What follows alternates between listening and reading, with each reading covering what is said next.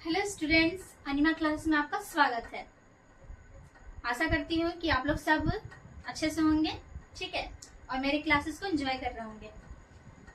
आज मैं आप लोगों को क्लास 6 हिस्ट्री का पार्ट 2 मानव जीवन के प्रारंभिक चरण, ठीक है, इस चैप्टर को पूरा अच्छे से समझाऊंगी कि इसमें क्या क्या है।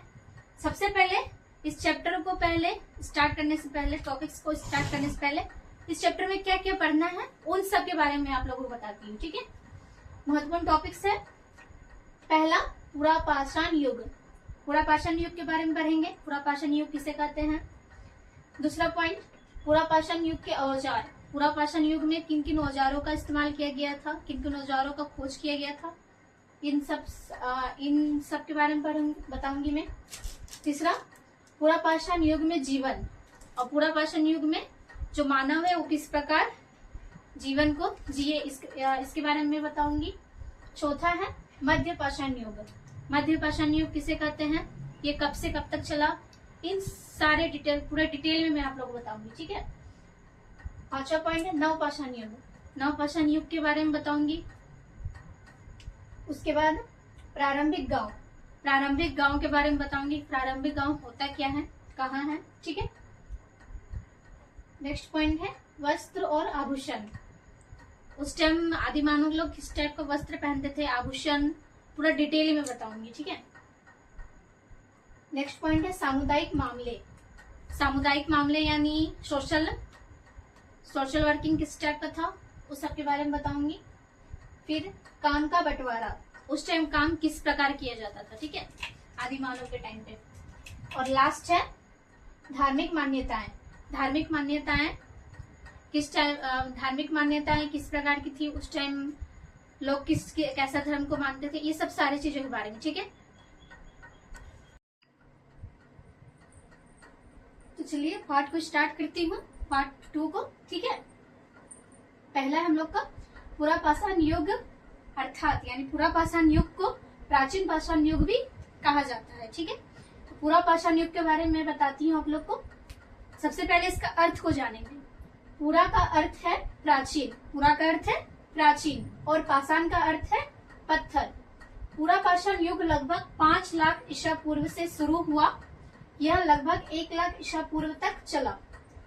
पुरापाषाण युग कब से कब तक चला, 5 लाख ईसा पूर्व से 1 लाख ईसा पूर्व तक। ईसा पूर्व और ईस्वी सन, ये दोनों के बारे में मैं आप लोगों को पिछले वाले वीडियोस में बता चुकी हूँ कि ईसा पूर्व क्या होता है। ईसा पूर्व उसे कहते हैं जो ईसा मसीह के जन्म से पहले हो, और ईस्वी सन उसे कहते हैं जो ईसा मसीह के जन्म के बाद हो, ठीक है। जब मानव पत्थर के औजार इस्तेमाल करता था तो खुरदरे और अनपढ़ होते थे। तो उस टाइम पे आदि मानव लोग जब पत्थर के औजार, उस टाइम पे ज्यादा डेवलप नहीं ना हुआ था, तो लोग पत्थरों से ही औजार बनाते। तो औजार उस टाइम पे खुरदरे होते थे, यानी कि उस टाइम औजार जो था, उस टाइम स्टार्टिंग था ना, तो उस टाइम औजार काफी कर्कश टाइप का होता था, मतलब प्लेन नहीं होता था, पॉलिशदार नहीं होता था, खुरदरे होता था, ठीक है। पुरापाषाण युग में मानव खनाबदोष था। खनाबदोष का मतलब होता है जब आजीविका के लिए आदि मानव जब एक जगह से दूसरी जगह पे भोजन की तलाश में या फिर रहने वगैरह के लिए जब जाते थे, उस टाइम पे स्थायी जगह तो नहीं ना था उन लोग का, तो एक जगह से दूसरी जगह वो लोग अपना आजीविका के लिए जाते थे, घूम घूम करके अपना आजीविका को चलाते थे, तथा भोजन और आवास की खोज में एक स्थान से दूसरे स्थान पर घुमा करता था। उस समय मनुष्य एक स्थान से दूसरे स्थान पर क्यों घूमता था, तो उस टाइम मनुष्य जो था वो एक स्थान से दूसरे स्थान पर क्यों जाता था, इसके अनेक कारण है। पहला, जब किसी स्थान पर पौधे अथवा मनुष्य पशुओं से मिलने वाले खाद्य पदार्थ समाप्त हो जाते थे। जैसे आदि मानव एक स्थान पे अगर खेती वगैरह कुछ कर रहे हैं और अपने आजीविका को चला रहे हैं, तो उस जगह पे जब खेती यानी जो भी बोया गया है वो जब समाप्त हो जाता है, तो उस जगह को छोड़ करके आदि मानव फिर दूसरे जगह पे अपना आजीविका को चलाने के लिए चले जाते थे। दूसरा है वह पशुओं के पैरों से बने चिन्हों का पीछा करते हुए भी एक स्थान से दूसरे स्थान पर चला जाता था, क्योंकि वह यह जानता था कि बड़े पशु छोटे पशुओं की खोज में और शाकाहारी पशु अधिक हरे भरे चारागाह की खोज में रहते हैं। वो लोग जैसे कोई जानवर वगैरह, अगर जानवर का निशान अगर रहता था है ना जमीन में, तो उन लोग को भी फॉलो कर करके वो एक स्थान से दूसरे स्थान पर चले जाते थे, क्योंकि उनको पता था कि अगर किसी का पशु का निशान वहां पे है तो किसी का न किसी का छोटे जानवर का पीछा कर रहा होगा, तो उन लोग को वो पशु मिल जाएगा, तो उन लोग का खाने का काम आ जाएगा। ठीक है। तीसरा कारण था मानव विभिन्न प्रकार के मौसमी फलों और पौधों की खोज में घूमता रहता था। ठीक है। तो वो लोग खाने के लिए फलों की खोज में भी घूमता था ताकि कुछ फल मिल जाए। ठीक है।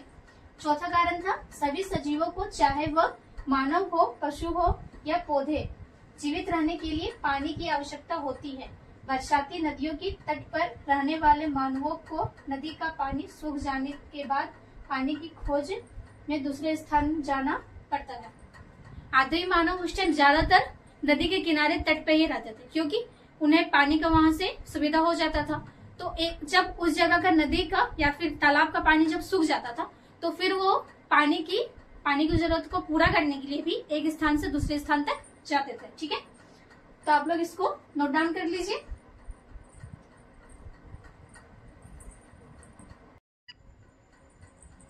नेक्स्ट पॉइंट है हम लोग का पुरापाषाण युग के औजार। पुरापाषाण युग के औजार किस प्रकार के थे? पाषाण युग के औजार पत्थर, मुख्यतः क्वार्टजाइट से बने होते थे। पुरापाषाण युग के औजार किससे बने होते थे? क्वार्टजाइट पत्थर से।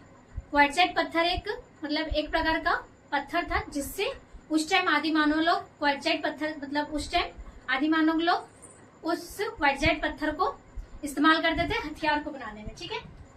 ये औजार सोन नदी घाटी, झेलम क्षेत्र और दक्षिण भारत के कई स्थानों पर मिले हैं। उस टाइम आदि मानव लोग जब बनाता था, तो वो पत्थर किस किस जगह पे मिले हैं? सोन नदी पे, झेलम नदी घाटी में और दक्षिण भारत के कई इलाकों में। औजारों के प्रकार। पुरापाषाण युग के औजार के प्रकार है छुरी, गोराशा, कुल्हाड़ी, खुदाई के उपकरण। औजारों का किस किस चीज में उपयोग किया जाता था? छुरी, गोराशा और कुल्हाड़ी बनाने में, और खुदाई के उपकरण यानी खोदने के लिए जो भी उपकरण वगैरह जो था वो सबको बनाया जाता था क्वार्टजाइट पत्थर से। औजार के प्रकार दो प्रकार होते थे। पहला था कोर औजार और दूसरा सल्क औजार। कोर औजार किसे कहते हैं? कोल औजार कोर विधि से बनाए जाते थे। पत्थर के टुकड़ों को काट कर आकार देना। ये औजार नाशपाती आकार के और बिना हैंडल के होते थे। इनका उपयोग पेड़ काटने और मिट्टी खोदने के लिए किया जाता था। कोर औजार किसे कहते हैं? कोर औजार कोर विधि द्वारा बनाया जाता था, यानी एक पत्थर को काट करके और उसको नाशपाती का आकार दे करके वो औजार बनाया जाता था, कोर औजार को। ठीक है। और वो बिना मूठ का होता था, यानी बिना हैंडल का होता था। बस उसमें औजार ही होता था, उसमें हैंडल कुछ पकड़ने वगैरह नहीं रहता था। बस उसी से खुदाई वगैरह कुछ भी, क्योंकि उस टाइम पे उतना डेवलप नहीं ना हुआ था, तो इसलिए बस उसमें औजार बनाया जाता था, बट वो बिना मूठ का होता था, यानी बिना हैंडल का होता था। और उससे पैरों को काटने के लिए उपयोग में लाया जाता था उस औजार का, कोर औजार का। ठीक है। दूसरा है सल्क औजार। सल्क औजार बड़े पत्थर से छोटे टुकड़ों को काटकर बनाए जाते थे। पहले पत्थर का बड़ा टुकड़ा लिया जाता था, फिर उसे औजार का रूप दिया जाता था। सल्क औजार किसे कहते हैं? सल्क औजार को एक बड़े से पत्थर को काट करके छोटे टुकड़ों में किया जाता था, फिर उसे आकार दिया जाता था, तब जाके वो औजार का रूप लेता था। इनका उपयोग खुरचने, जानवरों की खाल उतारने और मांस काटने में होता था। और इसका उपयोग किस किस चीज में होता था? खुरचने, यानी किसी चीज को खुरदना जो होता है ना वो, और मांस को उतारने के लिए। उस टाइम पे आदि मानव लोग तो ज्यादातर शिकार वगैरह भी करते थे, क्योंकि कुछ तो चाहिए ना आजीविका के लिए, तो वो शिकार वगैरह करते थे। तो वो जो पशु है उसका मांस को उतारने के लिए भी किया करते थे इस औजार का उपयोग। आगे चलकर इन औजारों को और तराशकर ब्लेड औजार बनाए गए। ब्लेड औजारों से चाकू, भाला और तीर की नोक तैयार की जाती थी। फिर जैसे जैसे टाइम बीतते गया, इस सल्क औजार को आगे चलकर और भी ज्यादा अच्छे से बनाया जाने लगा, मतलब नोकीला टाइप का। जैसे तीर वगैरह, फिर भाला, ये सब सारा कुछ, ठीक है, चाकू वगैरह सारा कुछ। इसको पूरा नोट डाउन कर लीजिए।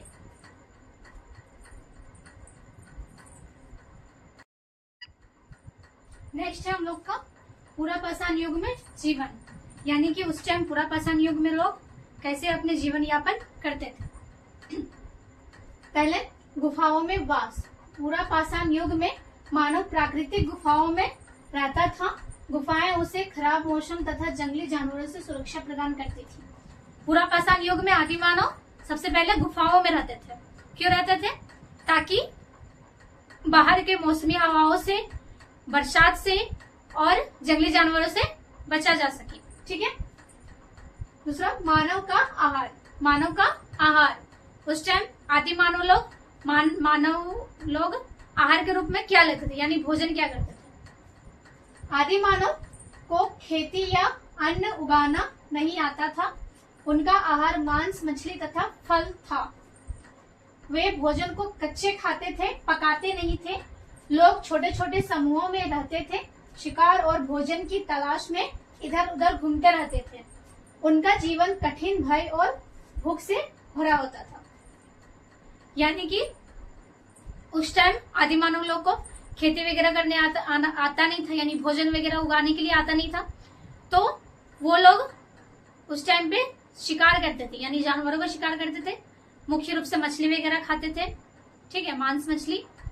और तो और उस टाइम आदि मानव लोग समूहों में रहते थे, यानी शिकार भी करेंगे तो समूहों में करेंगे, रहेंगे भी तो समूहों में, ठीक है, अकेले नहीं रहते थे, समूह बना करके रहते थे।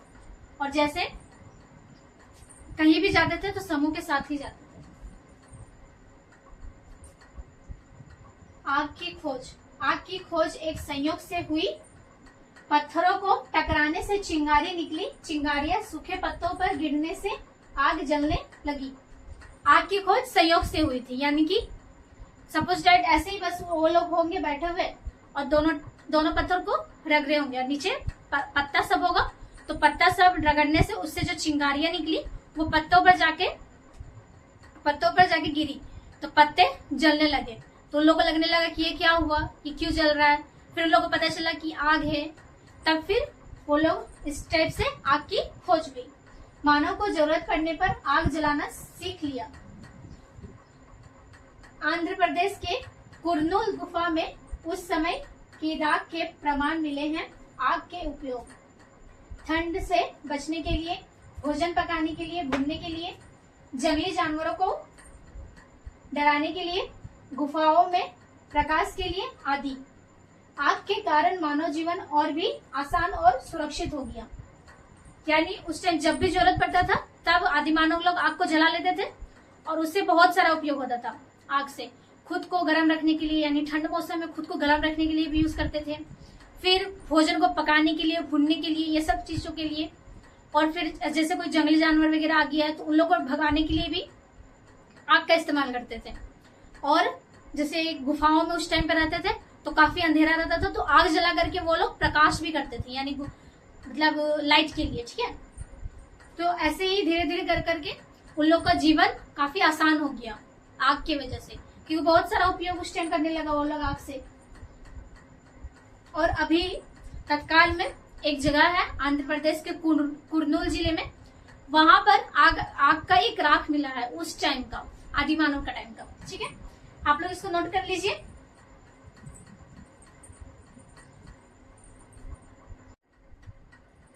नेक्स्ट पॉइंट है हम लोग का मध्य पाषाण युग, ठीक है। पूरा पाषाण के बाद मध्य पाषाण युग। यह काल 1000 ईसा पूर्व से 8000 ईसा पूर्व तक चला था।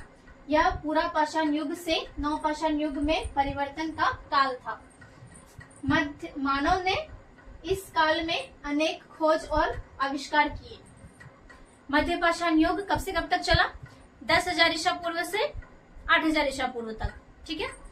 पूरा पाषाण युग चला था 5 लाख ईसा पूर्व से 10,000 ईसा पूर्व तक। उसके बाद मध्य पाषाण युग चला 10,000 ईसा पूर्व से 8,000 ईसा पूर्व तक, ठीक है।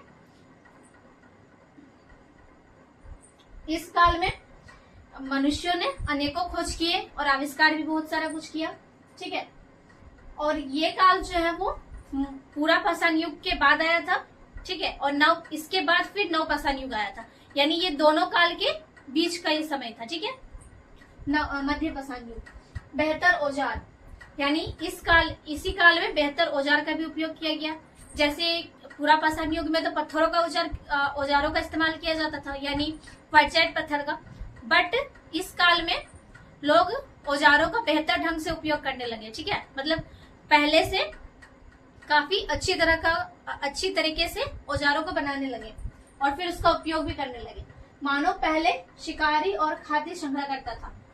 पहले पूरा पाषाण युग में मानव सिर्फ शिकारी था, यानी शिकार करता था, और खाद्य संग्रह करता था, यानी खाद्य सामानों को किसी तरह से संग्रह करता था। संग्रह करना यानी एकजुट करना। इस काल में औजार छोटे और अधिक उपयोगी हो गए। छोटे औजारों को सूक्ष्म पाषाण कहा जाता था।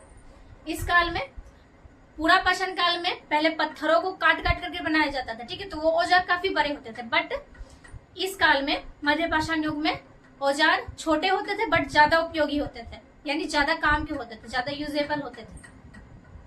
और इस छोटे औजारों को ही सूक्ष्म औजार भी कहा जाता था। सूक्ष्म औजार पाषाण, ठीक है, सूक्ष्म पाषाण औजार कहा जाता था।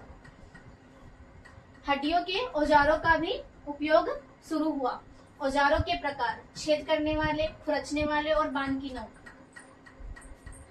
इसी काल में हड्डियों का भी औजार का काफी उपयोग किया जाने लगा, यानी हड्डियों का भी औजार बनाया जाने लगा।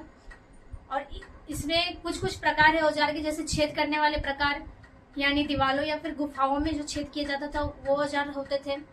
प्लस खुरचने वाले, यानी खुरदने के लिए जो काम में आता था। फिर बाण की नोक, यानी नोक के लिए।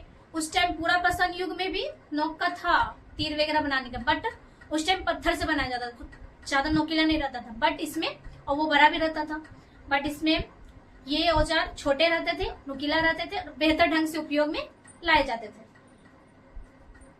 कुल्हाड़ियां पत्थर की बनी होती थी, लेकिन उनके हैंडल लकड़ी के बने होते थे। इससे औजारों का उपयोग पहले से आसान हो गया। ये औजार भारत के कई क्षेत्रों में मिले हैं: पंजाब, गुजरात, मध्य प्रदेश, कर्नाटक और आंध्र प्रदेश, ठीक है। इसमें जैसे पूरा पाषाण युग में जब औजार बनाए जाते थे तो बिना हैंडल के होते थे, या ठीक है, बट इसमें सपोज दैट कुल्हाड़ी, इसमें कुल्हाड़ी जब बनाया गया तो इसमें हैंडल भी होता था साथ में, ठीक है। और ये औजार कई जगह, भारत के कई जगहों पे मतलब पाए गए। मध्य प्रदेश, आंध्र प्रदेश, गुजरात, पंजाब, ये सभी इलाकों में पाए गए ये औजार, ठीक है। पशुओं को पालतू बनाना, फिर मध्य पाषाण युग में ही पशुओं को पालतू भी बनाया जाने लगा। मध्य पाषाण युग में मानव ने पशुओं को पालतू बनाना शुरू किया। कुत्ता सबसे पहले पालतू बनाया गया। कुत्ता शिकार करने में सहायता करता था। इस समय मानव ने पौधे उगाना भी शुरू किया। सबसे पहले मानवों ने कुत्ता को पालना शुरू किया, ठीक है। कुत्ता को पालने से क्या होता था कि जब भी शिकार करना होता था तो कुत्ता शिकार का पीछा करते थे, ठीक है। तो इस चीज का उपयोग के लिए कुत्ता को पाला जाने लगा, ठीक है। और धीरे धीरे करते करते ऐसे ही मानव पौधे को उगाना भी शुरू किया। यानी पूरा पाषाण युग में तो लोग उगाना नहीं जानते थे, ना अन्न वगैरह कुछ भी, बट मध्य पाषाण युग में आदि मानव पौधों को उगाना भी सीख लिए थे, ठीक है। इस पूरा नोट्स को अच्छे से नोट डाउन कर लीजिए, ठीक है।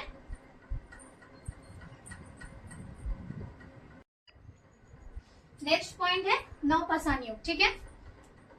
पूरा पाषाण युग और मध्य पाषाण युग, इन दोनों के बारे में आप लोगों को बता दी हूँ। अब लास्ट है नव पाषाण युग।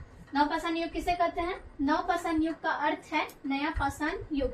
यह युग 8000 ईसा पूर्व से 3500 ईसा पूर्व तक चला। इस युग के अवशेष सारे भारत में मिलते हैं। नव पाषाण युग का अर्थ है नया पाषाण युग। यह युग 8000 ईसा पूर्व से 3500 ईसा पूर्व तक चला, ठीक है। और इसके जो अवशेष है वो पूरे भारत देश में देखने को मिलते हैं।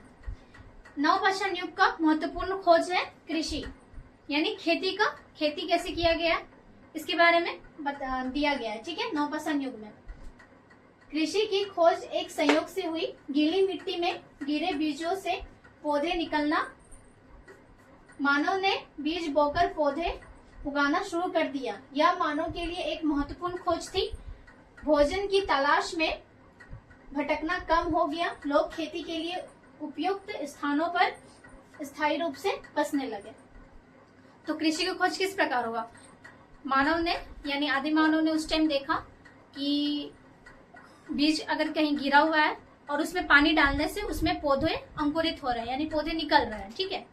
तो फिर उन्होंने धीरे धीरे खेती करना स्टार्ट किया। बीज बोया, पानी वानी डाल करके फिर खेती करना स्टार्ट किया। पहले आप लोगों को पता है कि मतलब पूरा पाषाण युग और मध्य पाषाण युग, ये दोनों युग में ही उस टाइम के लोग कृषि नहीं करते थे, यानी खेती वगैरह नहीं करते थे।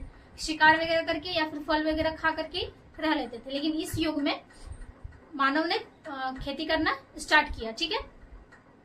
तो जब इन लोगों ने खेती करना स्टार्ट किया तो इन लोगों को फिर एक जगह से दूसरे जगह पर जाने की कोई जरूरत नहीं हुई। खेती करते थे और आराम से एक जगह पे रहते थे, ठीक है।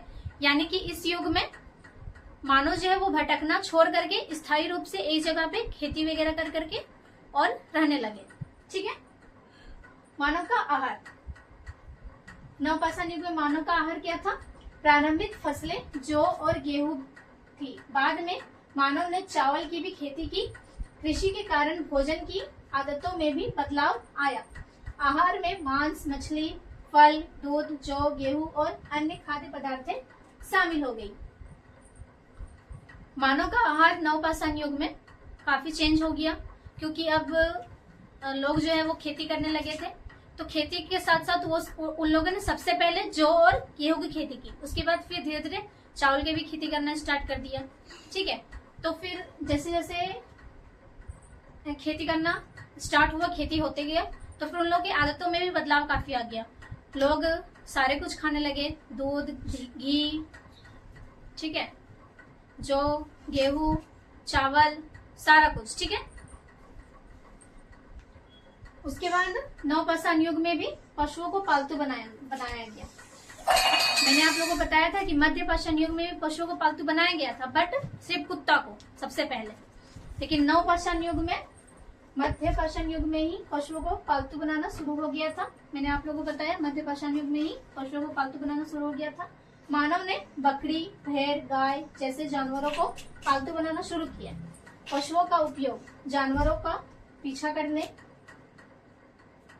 खेत जोतने के लिए, सामानों को ढोने के लिए और भोजन की खोज के लिए।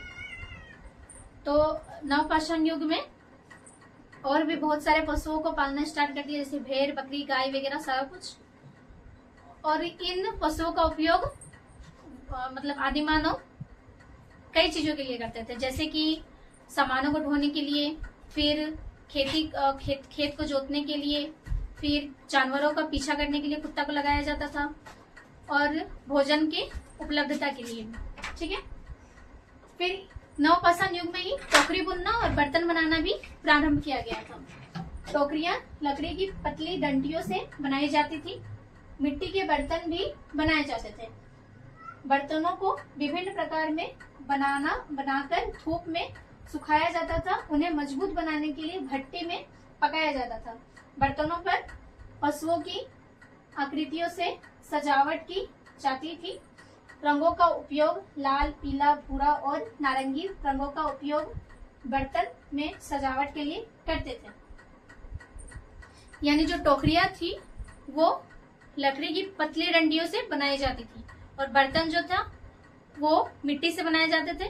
फिर जब मिट्टी से जब बर्तन का आकार दिया जाता था, तो आकार देने के बाद उसको पहले धूप में सुखाया जाता था, फिर उसको भट्टी में जलाया जाता था ताकि वो कठोर हो जाए, यानी सख्त हो जाए, ताकि उसका उपयोग किया जा सके, ठीक है। और फिर उसके बाद फिर उन्हें सजाया भी जाता था कई रंगों से, जैसे लाल, पीला, हरा, नीला, इन सारे रंगों से, ठीक है। तो इसमें 4 चीजों का उपयोग मतलब खोज किया गया। सबसे पहले कृषि का, फिर मानव का आहार में चेंज हुआ, फिर पशुओं को पालतू बनाया गया।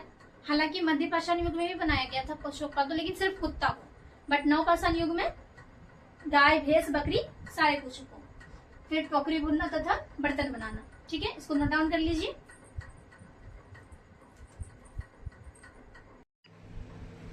नेक्स्ट है हम लोग का पोलिशदार औजार। औजार अभी भी पत्थर के बने होते थे, लेकिन अब अधिक कठोर और चिकने होते थे।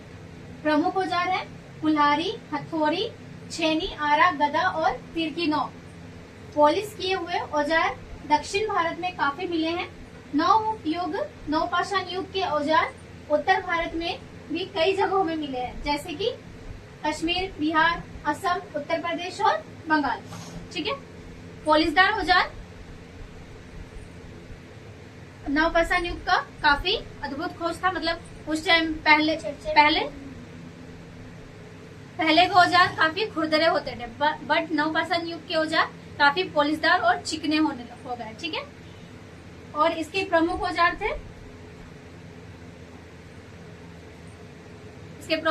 थे कुल्हाड़ी, छेनी, आरा, हथौड़ी और तीर की नोक। ठीक है, और ये जो पॉलिशदार औजार है वो दक्षिण भारत की ओर काफी मिले हैं और उत्तर भारत में भी काफी पाए गए हैं। उत्तर भारत में निम्न जगहों पाए गए हैं, जैसे कि बंगाल, बिहार, फिर गुजरात है ना, उत्तर प्रदेश, इन सारे जगहों पे। ठीक है, उसके बाद है पहिए का आविष्कार। नवपाषाण युग में पहिए का आविष्कार भी किया गया था। पहिए का आविष्कार इस युग का महत्वपूर्ण आविष्कार था। पहिए लकड़ी के गोल टुकड़ों से बनाया जा गया, इससे मानव जीवन अधिक सरल हो गया। 2 पहिए से गाड़ी बनाई जाने लगी, जिससे पशु खींचते थे।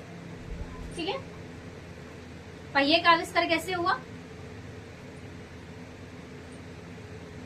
गोल गोल लकड़ी के टुकड़ों से पहिए का आविष्कार किया गया था। ठीक है, और उसे पशु खींच करके ले जाते थे, जैसे पहले के जमाने में बैलगाड़ी, ये सब। ठीक है, गाड़ी को उपयोग सामान और लोगों को लाने ले जाने में होता था।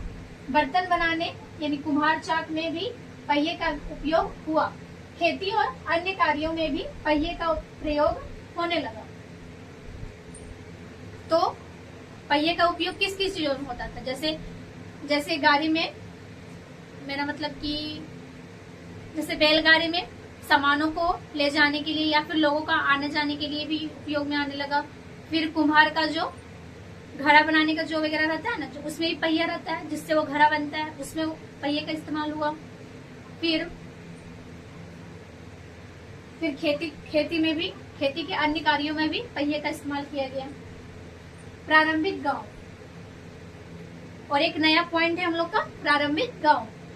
नवपाषाण युग में प्रारंभिक गांव किस प्रकार बसा देखते हैं। प्रारंभिक मनुष्य ने नदी के किनारे झोपड़ियां बनानी शुरू की। झोपड़ियां लकड़ी, गारे और घास फूस से बनाई जाती थी। ऐसे निवास स्थानों से प्रारंभिक गांवों का विकास हुआ।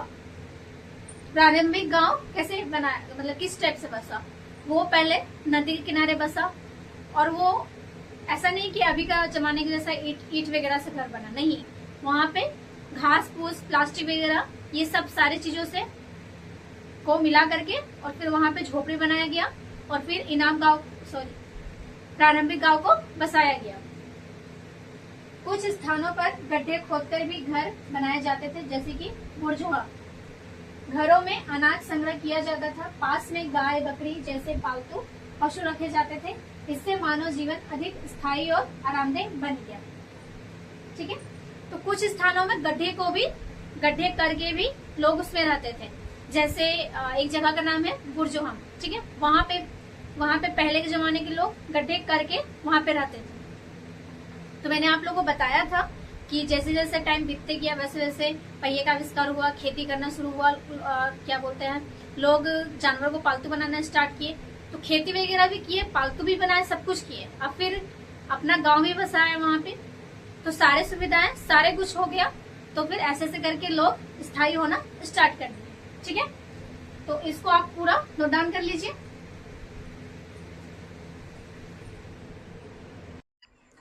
नेक्स्ट है हम लोग को वस्त्र और आभूषण। नवपाषाण युग में वस्त्र और आभूषण का भी उपयोग किया गया था। ठीक है, प्रारंभ में शरीर ढकने के लिए पशुओं की खाल और पैरों की छाल का उपयोग होता था। बाद में मानव ने कताई और बुनाई सीख ली। ऊन और कपास से कपड़े बनाए जाने लगे। महिलाएं सीपियों और हड्डियों से बने आभूषण पहनती थी। तो जैसे जैसे आप लोगों को मैंने बताया था कि पूरा पाषाण और मध्य पाषाण काफी चेंजेस आने लगा। पूरा पाषाण में तो ना के बराबर चेंजेस था, मध्य पाषाण में कुछ कुछ चेंजेस आया और नव पाषाण में काफी चेंजेस आया। उसमें से एक चेंजेस था वस्त्र और आभूषण, यानी वस्त्र और आभूषण को बनाना।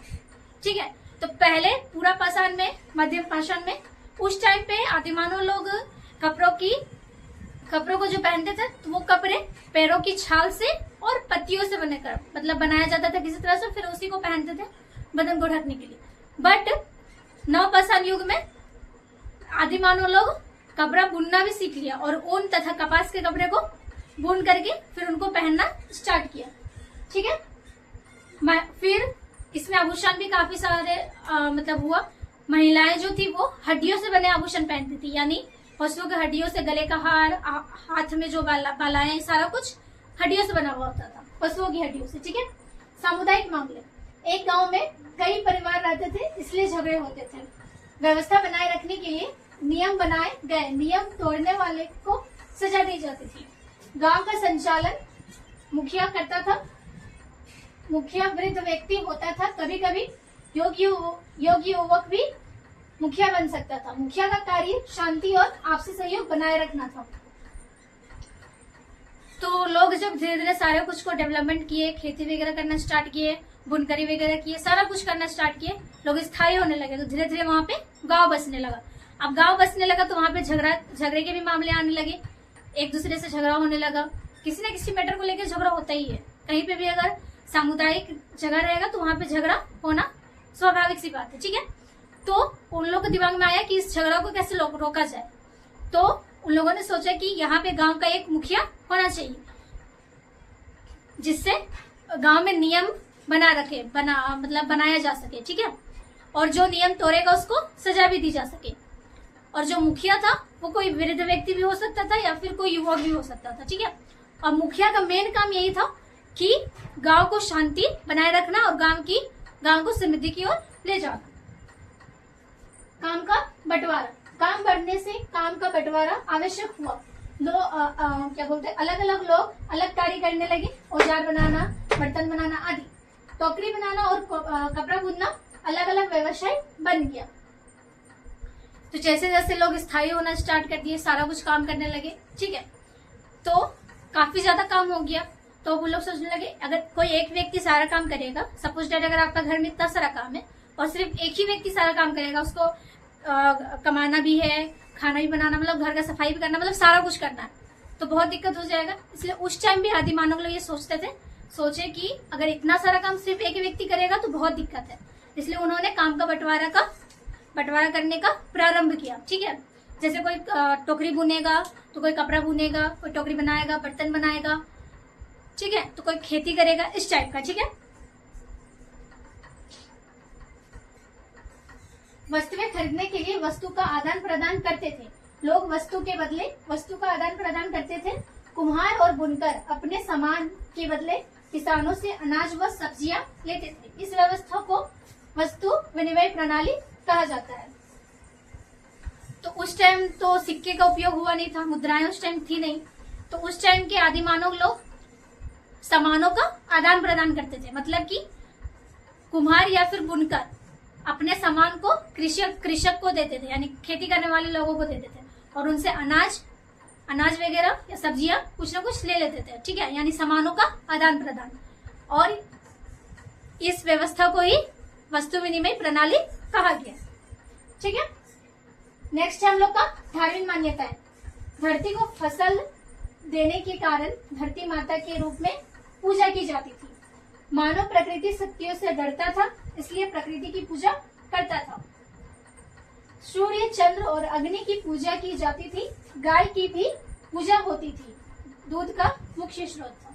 ठीक है, तो उस टाइम पे आदि मानव लोग का मेंटेलिटी इतना तक पहुंच चुका था कि उन लोगों का सोचने समझने की शक्ति काफी ज्यादा विकसित हो चुका था। तो उन लोगों को लगा कि धरती से ही हम लोग फसल उगाते हैं तो धरती माता को पूजा जाना चाहिए, तो फिर वो लोग धरती माता की पूजा करने लगे। फिर प्राकृतिक यानी अचानक, प्रकृति को तो किसी का हाथ में नहीं ना, वो कभी भी कुछ भी हो सकता है, तो प्रकृति से भी वो डरते थे, कहीं भी कुछ भी हो सकता है, इसलिए वो प्रकृति से डरने के कारण प्रकृति की भी पूजा करते थे। ठीक है। उसके बाद फिर वो लोग घर में पशु वगैरह पालते थे, जैसे गाय, तो वो गाय का भी पूजा करते थे क्योंकि वो दूध का मुख्य स्रोत था। ठीक है। मृतकों को दफनाने की प्रथा शुरू हुई।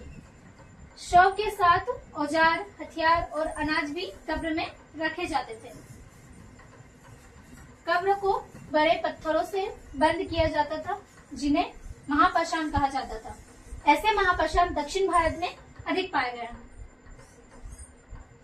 फिर धीरे धीरे जब कोई भी आदि मानव जब डेथ होता था तो उन्हें दफनाने की प्रक्रिया भी शुरू हो गई थी। ठीक है। और जब उन्हें दफनाया जाता था तो उनके साथ उनका सामान, यानी जैसे कि हथियार या फिर उसका कोई सामान, ठीक है, वो सब सारा कुछ उस कब्र में ही डाल दिया जाता था। फिर उसे एक बड़े से पत्थर से ढक दिया जाता था। ठीक है। और इस प्रक्रिया को, मतलब जब वो ढकते थे बड़े से पत्थर को, तो उस प्रक्रिया को महापाषाण पत्थर कहा जाता था। ठीक है। और ऐसे महापाषाण पत्थर दक्षिण भारत में काफी मिले हैं। ठीक है, भारत में। तो आप लोग इसको पूरा अच्छे से नोट डाउन कर लीजिएगा। ठीक है।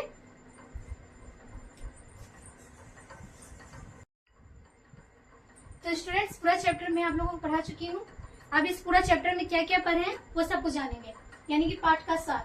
सबसे पहले हम लोगों ने पूरा पाषाण युग के बारे में पढ़ा था, यानी प्राचीन पाषाण युग। इसमें क्या क्या पढ़ा था? यह वह युग है जब मनुष्य पत्थर के औजारों का प्रयोग करते थे जो खुरदरे तथा अनपढ़ होते थे। उनके औजार 3 प्रकार के थे: कोर औजार, सल्क औजार और ब्लेड उपकरण।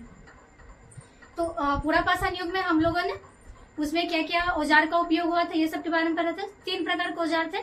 पहला कोर औजार, यानी कोर विधि के द्वारा जो बनाया जाता था। फिर उसके बाद सल्क औजार, यानी जो कोर औजार के बाद टुकड़ों, मतलब पत्थर, बड़े पत्थर को टुकड़ों में काट करके बनाया जाता था, उसे सल्क औजार कहा जाता था। और फिर ब्लेड उपकरण, यानी जो सल्क औजार था उसको अच्छे से नोकीला कर करके फिर उसे उपकरण के तौर पे यूज किया जाता था, उसे ब्लेड उपकरण कहा जाता था। ठीक है। फिर नेक्स्ट था पूरा पाषाण युग में जीवन, यानी पूरा पाषाण युग में किस प्रकार जीवन आदिमानव ने किस प्रकार जीवन को जिया था। पहले गुफा में वास, दूसरा आदमी जानवरों, मछलियों तथा फलों को खाकर जीवन यापन करता था, और तीसरा आग की खोज। तो जीवन यापन किस प्रकार किया? सबसे पहले उन्होंने गुफा में रहना स्टार्ट किया। फिर सेकेंड, जानवरों और मछलियों को खाना स्टार्ट किया, फलों को, जानवरों को। उस टाइम पे आदि मानव लोगों को कृषि करना तो आता नहीं था, तो उस टाइम पे आदि मानव लोग जानवरों, मछलियों तथा पशु जानवरों और फिर क्या बोलते हैं फलों को खा करके रहते थे।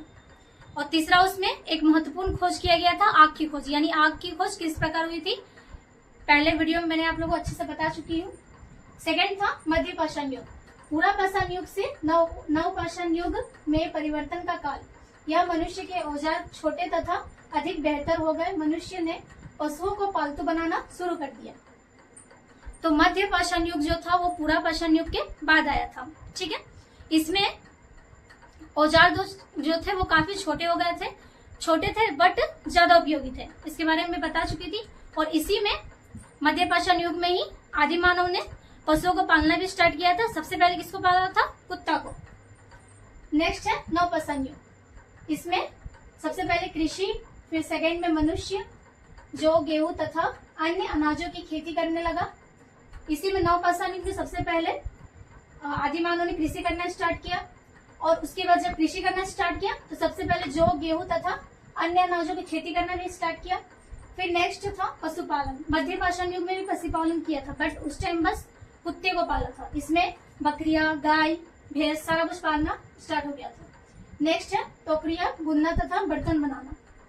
इसी काल में टोकरी बनाना और बर्तन बनाना भी स्टार्ट किया गया था। फिर पांचवा है पोलिसदार औजार।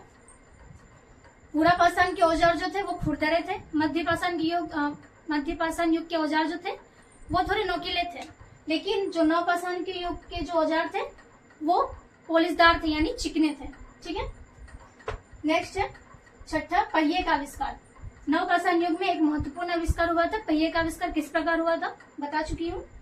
7वां है प्रारंभिक गांव, यानी जैसे जैसे आदिमानव लोग खेती करना स्टार्ट किए, पशुओं को पालना स्टार्ट किए, फिर वो लोग स्थायी होते गए, तो फिर वहां पे धीरे धीरे गांव बसता गया, जिसे प्रारंभिक गांव बोला गया। 8वां है वस्त्र और आभूषण, यानी नवपाषाण युग में पहले आदि मानव लोग पत्तों को पहनते थे और पैरों की छाल को पहनते थे, बट नवपाषाण युग में वस्त्र पहनना स्टार्ट किए और आभूषण को भी पहनना स्टार्ट किए। 9वां है सामुदायिक मामले, यानी जैसे जैसे गांव बनते गया तो वहां पे काफी सामुदायिक मामले यानी झगड़े के भी मामले आने लगे। 10वां है श्रम विभाजन, ठीक है।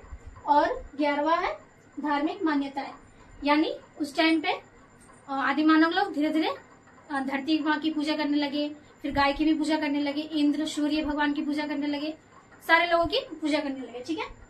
तो इस पूरा चैप्टर को मैं आप लोगों को बता चुकी हूँ। अच्छा, आशा है कि वीडियो आपको पसंद आया होगा। धन्यवाद।